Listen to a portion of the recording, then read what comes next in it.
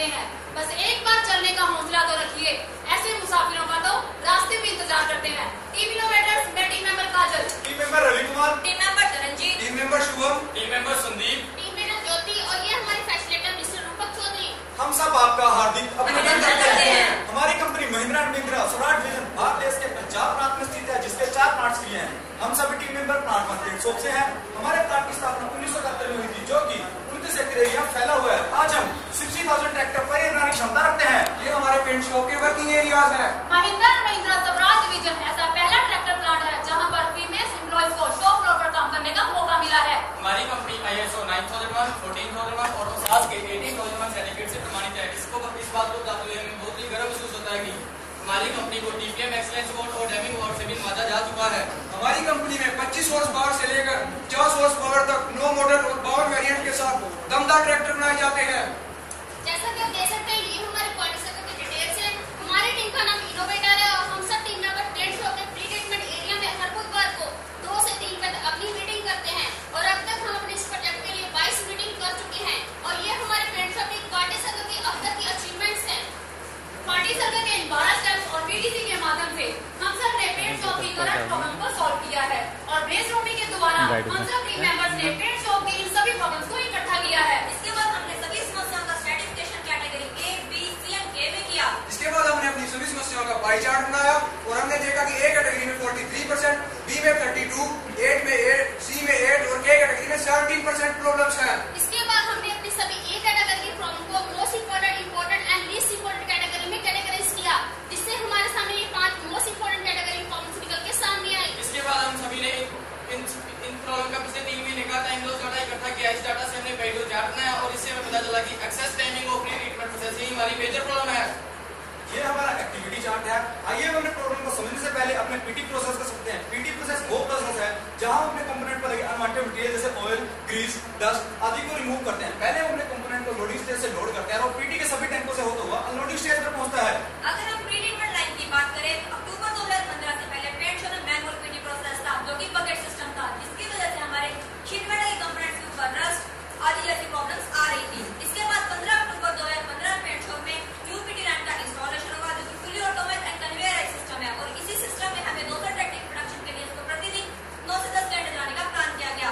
अगर हम 200 ट्रैक्टर की प्रोडक्शन की बात करें तो इसके लिए हमें हर रोज 999 रुपीज को PT करना पड़ता है, जिसके लिए हमारा टाइम 540 मिनट लग रहा था, जो कि बहुत ही ज्यादा लग रहा था। इस समस्या में हमें कुछ प्रभाव पड़ रहे थे, जैसे इससे हमारी मैन पावर ज्यादा लग रही थी, डिलीवरी टाइम बढ़ रहा था, हमारा इंटरनल कस्टमर नाखुश था, इससे ऑपरेटर की फटीग बढ़ रही थी। इसी के साथ हमारी PT प्रोसेस की पावर डिजाइन भी बढ़ रही थी, जिससे हमारी सस्टेनेबिलिटी इफेक्ट हो रही थी। इसके लिए हम सब टीम मेंबर्स ने कुछ ऑब्जेक्टिव एंड टारगेट सेट किए। हमारा टारगेट था reduce process time of PT line by 20% and increase productivity of PT line, जिसकी टारगेट डेट हमने 31 दिसंबर 2017 तय की। इसके बाद हमने अपनी समस्या को 4W2H में एनालिसिस किया। हमारी समस्या क्या थी? Excess timing of pre treatment line. समस्या कहाँ आ रही थी? प्री ट्रीटमेंट लाइन पर। ये समस्या कब आ रही थी? एवरीडे। ये समस्या किसे प्रभावित कर रही थी? इससे हमारे BQC रेसिंग के सभी पैरामीटर प्रभावित हो रहे थे।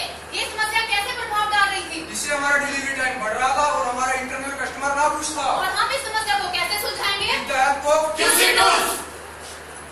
इसके बाद हम सब टीम मेंबर्स ने ब्रेनस्टॉर्मिंग द्वारा 34 पॉसिबल कॉसेस को लिस्ट आउट किया और इन कॉसेस से अपना कॉज एंड इफेक्ट डायग्राम तैयार किया और हमने सभी कॉसेस को man, method, machine, material, environment में वैलिडेट किया, जिससे हमारे सामने 4 प्रोबेबल कॉज निकल के सामने आए। जिसमें से हमारा पहला प्रोबेबल कॉज था PT ऑपरेटर्स की लोडिंग स्टेज सही ना होना। इसके लिए हमने अपनी PT लोडिंग स्टेज पर विजुअल फॉर्म में पिक्चर डिस्प्ले लगाए। दूसरा प्रोबेबल कॉज था PT ऑपरेटर का अनलोडिंग स्टेज सही ना होना, जिसके लिए हमारे सुपरवाइजर ने उसे ऑन जॉब ट्रेनिंग दी। तीसरा प्रोबेबल कॉज था स्पीड ऑफ कन्वेयर, जिसे PT लाइन के ऑपरेटर मैनुअल रेस्ट करते हैं, जिसके सोल्यूशन के लिए हमारे पेंट शॉप सुपरवाइजर ने कन्वेयर स्पीड चेंज करने की अथॉरिटी ली। इस वैलिडेशन से हमारे पास मोस्ट इंपोर्टेंट कॉज निकल कर सामने आया था, वो था लेस नंबर ऑफ कंप्लेंट्स पर hanger for PT process. Root cause find करने के लिए हमने कॉज का वाई एनालिसिस किया और देखा कि हमारे पास लेस नंबर ऑफ कंपोनेंट पर हैंगर आ रहे थे। लेस नंबर ऑफ कंपोनेंट पर हैंगर क्यों आ रहे थे? क्योंकि हैंगर का डिजाइन अलग अलग था। ऐसा क्यों? क्योंकि शीट मेटल के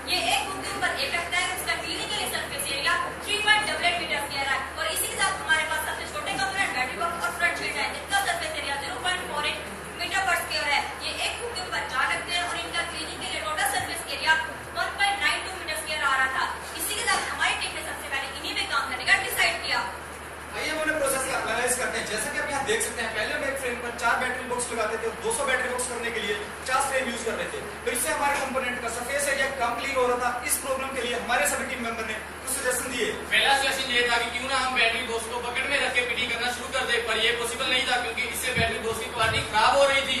दूसरा सजेशन हमारे सामने ये था क्यों ना एग्जिस्टिंग हैंगर के ऊपर और बैटरी बॉक्स लगा के फिटिंग करें, ये पॉसिबल नहीं था क्योंकि हमें फ्रेम की चौड़ाई को बढ़ाना पड़ रहा था। तीसरा सोल्यूशन हमारे पास ये था कि क्यों ना हम बैटरी बॉक्स को किसी और कंपोनेंट के साथ लोड करके देखें, लेकिन ये पॉसिबल नहीं था क्योंकि इससे हमारे बैटरी बॉक्स की इनसाइड क्लीनिंग नहीं हो रही थी। चौथा सॉल्यूशन ये था क्यों ना हम कन्वेयर पिच की विड्थ को बढ़ा दें, ये पॉसिबल नहीं था, इसलिए हम इस सॉल्यूशन को रद्द किया। और पांचवा सॉल्यूशन ये था कि क्यों ना हम बैटरी बॉक्स के लिए नए हैंगर बनवाते, जिसके लिए हम सब टीम मेंबर सहमत हुए। ये अपने सॉल्यूशन को पूरी तरह से इंप्लीमेंट करने से पहले हमारे सामने कुछ रुकावटें आई, जिसमें से हमारी पहली रुकावट थी कि हमारे पास न्यू हैंगर मॉडिफिकेशन के लिए मटेरियल अवेलेबल नहीं था। इसके सॉल्यूशन के लिए हमने अपने डैशबोर्ड के पुराने हैंगर्स यूज किए। दूसरी रुकावट ये थी कि हमारे पास ट्राई करने की अप्रूवल नहीं थी, जिसके सॉल्यूशन के लिए हमारे फैसिलिटेटर ने मैन्युफैक्चरिंग हेड से हमें ट्राई करने की अप्रूवल दिलवाई। तीसरी रुकावट ये थी कि हमारे पास डेडिकेटेड वेल्डर नहीं था। इसके सॉल्यूशन के लिए एमई डिपार्टमेंट के मिस्टर आरवी सिंह ने हमें डेडिकेटेड वेल्डर प्रोवाइड करवाया। चौथी प्रॉब्लम जो रुकावट हमारे सामने है कि हमारे पास पीडी कंपोनेंट को स्टोरेज के लिए स्पेस नहीं था, उसके लिए हमने न्यू रैक्स और ट्रॉली बनाई। और पांचवी रुकावट हमारे पास ये थी कि हमारे पास न्यू हैंगर डिजाइन की अप्रूवल नहीं थी, जिसके लिए एमई डिपार्टमेंट ने हमें टेम्परेरी बेस पर न्यू हैंगर डिजाइन की ड्राइंग अप्रूव करवाई। इस तरह हमारे सिस्टम इंप्लीमेंट से आने वाली सभी रुकावटों को टीम मेंबर से दूर किया और जिससे हमारे सिस्टम इंप्लीमेंटेशन में कोई रुकावट नहीं आई। पहला ट्रायल, जैसे कि आप बिफोर की कंडीशन में देख सकते हैं कि पहले हम एक फ्रेम पर 4 बैटरी बॉक्स लगाते थे। अपने पहले ट्रायल में हमने और डैशबोर्ड के हैंगर के साथ एस हुक्स की मदद से 6 बैटरी बॉक्स लगाने शुरू किए, जिससे हमारी प्रोडक्टिविटी तो इंक्रीज हो गई, लेकिन प्रोसेस के दौरान हमने देखा कि battery box S hooks loose होने की वजह से टैंक में गिर रहे हैं, जिसको निकालने के लिए बैटरी ऑपरेटर को टैंक में जाके उसको निकालना पड़ता था, जो कि बहुत ही अनसेफ कंडीशन थी, जिसकी वजह से हमारा ये ट्रायल सफल नहीं हुआ।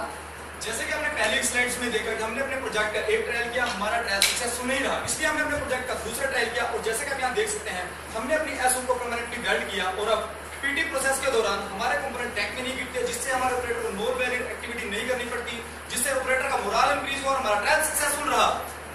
जैसे कि आपने देखा हमारी टीम बैटरी बॉक्स पे काम कर चुकी है और आगे हमारी टीम ने फ्रंट शीट पे काम करने का डिसाइड किया, जिसके लिए सभी टीम मेंबर्स ने अपने सजेशन दिए। पहला सजेशन ये था क्यों ना फ्रंट शीट के लिए न्यू हैंगर मॉडिफाई करें, ये पॉसिबल था, लेकिन इससे हमारे नंबर ऑफ हुक्स कम नहीं हो रहे हैं, इसलिए हमने इस सॉल्यूशन को रद्द किया। दूसरा सॉल्यूशन हमारे पास ये था कि क्यों ना हम फ्रंट शीट को किसी और कंपोनेंट के साथ लोड करके फिटिंग करना शुरू कर दें, ये पॉसिबल था, इसके साथ सभी टीम मेंबर सहमत हुए। फिर हमने अपने फ्रंट शीट के प्रोजेक्ट का ट्रायल किया।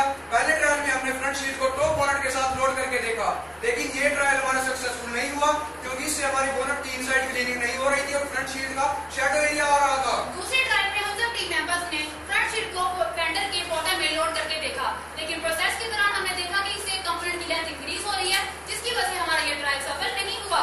फिर हमने अपने इस प्रोजेक्ट का थर्ड ट्रायल किया। हम जैसे कि आप बिफोर की कंडीशन देख सकते हैं, पहले एक फ्रेम में 4 फ्रंट शीट लगाते थे और अब अभी के कंडीशन में देख सकते हैं हमने अपनी फ्रंट शीट को फेंडर की बेस प्लेट पे हैंग करके पीटी करना स्टार्ट किया, जिससे ना तो हमारे कंपोनेंट की लेंथ इंक्रीज हुई और ना ही हमारे कंपोनेंट आपस में टकराए, जिससे हमारे ट्रायल में कोई प्रॉब्लम नहीं है, हमारा ट्रायल सक्सेसफुल रहा। रेगुलर इंप्लीमेंटेशन, जैसे कि आप देख सकते हैं कि हमने बैटरी बॉक्स के हुक्स को 50 से 33 कर दिया और प्रोडक्टिविटी में 34% इंप्रूवमेंट की। इसके साथ ही हमारी टीम ने फ्रंट शीट की हुक्स को 100 से 0 कर दिया और प्रोडक्टिविटी में 100% इंप्रूवमेंट की। इस तरह हमारी टीम ने अपनी पीटी प्रोसेस के एक्सरसाइज टाइम को 600 मिनट से कम करके 480 मिनट कर दिया। इसी तरह टीम इनोवेटर्स ने अपने एक कदम सस्टेनेबिलिटी की ओर बढ़ाते हुए पीटी लाइन से डीजल कंजप्शन 2.5 लीटर पर ट्रैक्टर से कम करके 1.95 लीटर पर ट्रैक्टर की, जिससे हमने अपने वर्किंग एरिया से कार्बन एमिशन को कम किया और अपने वर्किंग एनवायरनमेंट को सेफ बनाया। और इस प्रोजेक्ट से हमें एनुअली 2 लाख की सेविंग हुई। इस प्रोजेक्ट की इंटेंजिबल बेनिफिट्स क्या थे? इससे हमारा प्रोसेस टाइम 20% रिड्यूस हुआ। इससे हमने अपनी मैन पावर कॉस्ट को 750 रुपए पर डे कम किया। हमने प्रोडक्टिविटी को 28% तक इंक्रीज किया। इससे हमने अपने पीटी प्रोसेस के 127 कम किए। इसी के साथ हमने अपने पीटी प्रोसेस के 120 मिनट भी कम किए। इस प्रोजेक्ट की इंटेंजिबल बेनिफिट्स क्या थे? इससे हमें पीटी प्रोसेस के बारे में नॉलेज बढ़ी। हमारा कस्टमर सेटिस्फाइड हुआ। हमने नॉन वैल्यूज एक्टिविटीज को कम किया और अपने वर्किंग एनवायरनमेंट को सेव किया। इसी के साथ हमने टीम में काम करना भी सीखा। ये हमारा माइलस्टोन चार्ट है, जैसे कि आप देख सकते हैं कि हमने निर्धारित एक्टिविटीज को समय के साथ पूरा किया है। फॉलोअप एंड रिव्यू, हमने अपने इस प्रोजेक्ट को अपने सिस्टम में पूरी तरह से इंप्लीमेंट करने के लिए एसओपी को स्टैंडर्डाइज किया और नेसेसरी चेंजेस किए। पीटी लाइन पर विजुअल फॉर्म में डिस्प्ले लगाए हैं। अपने इस प्रोजेक्ट को कंप्लीट करने के लिए हमने इन तीनों की स्किल्स और टेक्निक्स का प्रयोग किया है। ये हमारी टीम का फ्यूचर प्लान है to increase the productivity of top bonnet on sheet metal line, जिसको हम 30 नवंबर 2017 तक पूरा करेंगे। As we rise, Mahindra Rise pillar, Mahindra Rise के एक पिलर अल्टरनेटिव थिंकिंग से अलाइन होकर पेंट शॉप की टीम इनोवेटर ने अपने फ्यूगल माइंडसेट और कस्टमर फोकस अप्रोच के द्वारा पेंट शॉप की करंट प्रॉब्लम को सोल्व किया और टीम इनोवेटर का उद्देश्य है to achieve the crusade first time right. हमारा कमिटमेंट है जीरो इफेक्ट। हम धन्यवाद करते हैं अपने प्लांट हेड का, अपने डिपार्टमेंट हेड का और हमारे फैसिलिटेटर मिस्टर रुकुल चौधरी का, एंड स्पेशल थैंक्स टू जजेस एंड ऑल प्रेजेंट। क्रूसेड हमारा